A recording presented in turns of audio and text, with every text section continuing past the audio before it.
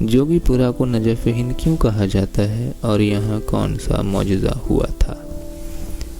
सन 1657 सितंबर के महीने में बादशाह शाहजहां बीमार पड़ा तो ये मशहूर हो गया कि शाहजहां का इंतकाल हो गया है। बादशाहत इससे कमज़ोर होने लगी, लेकिन उनका बेटा औरंगज़ेब जो सियासत में तेज़ था, उसने अपने बड़े भाई जो वारिस थे शाहजहां का, उसे 1 साल के अंदर ही इस दौड़ से अलग कर दिया।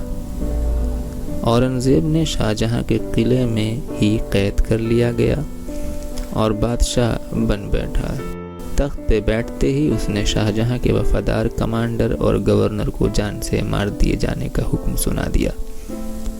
उन्हें कमांडर में से एक थे राजू दादा, जिन्होंने औरंगज़ेब को पसंद नहीं किया। औरंगज़ेब से बचने के लिए राजू दादा अपने वतन जोगीपुरा बिजनौर वापस चले आए। वहाँ उन्होंने अपने गांव वालों को बता दिया कि औरंगज़ेब की फ़ौज से उनकी जान को ख़तरा है। राजू दादा की ईमानदारी और गरीब परवर मिजाज ने उन्हें गांव में अच्छी इज्जत दे रखी थी। गांव वाले उन्हें हिफाजत करने लगे और बहुत ही सावधान रहते थे कि कहीं औरंगज़ेब के लोग राजू दादा का कोई नुकसान न कर दें। राजू दादा अपने गांव के पास वाले जंगल में छुपे रहते थे।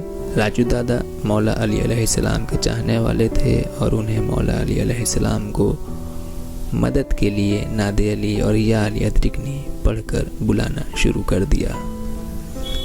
एक दिन एक बूढ़े हिंदू फैमिली के ब्राह्मण जो घास काट रहे थे, उन्होंने एक आवाज़ सुनी और जब नज़र डाली तो उन्हें महसूस हुआ कि कोई शख्स घोड़े पर सवार है और उनसे कह रहा है कि जाओ राजू दादा को बुला कर लाओ जो मुझे रोज़ बुलाते हैं।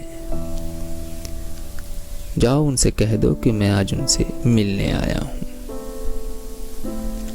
उस बूढ़े परवर ने कहा कि मैं ठीक से देख भी नहीं सकता और कमज़ोर भी हूँ, कैसे जाऊँ? अचानक उस बूढ़े को महसूस हुआ कि उसे सब कुछ दिखाई देने लगा है और जिस्म में ताकत भी आ गई है। फिर हज़रत अली अलैहिस्सलाम ने कहा कि अब जाओ और राजू दादा को कहो कि मैं आया हूँ।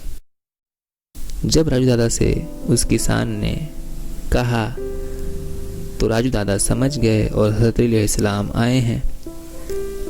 राजू दादा दौड़ के उस मुकाम की तरफ चले। गांव वालों ने जब राजू दादा को दौड़ते देखा तो समझे औरंगज़ेब के सिपाही आए हैं और राजू दादा की मदद के लिए उनके पीछे भागने लगे।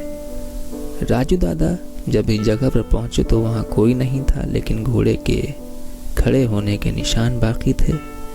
लोगों से उस जगह को घेर लिया, लेकिन राजू दादा उसी जगह पे जहां मौला अली अलैहिस्सलाम आए थे वहां बिना कुछ खाए पिए 7 दिन तक नादे अली पढ़ पढ़ के मौला अली अलैहिस्सलाम को बुलाने लगे। 7वें दिन मौला अली अलैहिस्सलाम ने राजू दादा को बशारत दी और कहा कि मत घबराओ, औरंगज़ेब तुम्हारा कुछ नहीं बिगाड़ सकता, तुम्हें उससे डरने की ज़रूरत नहीं है।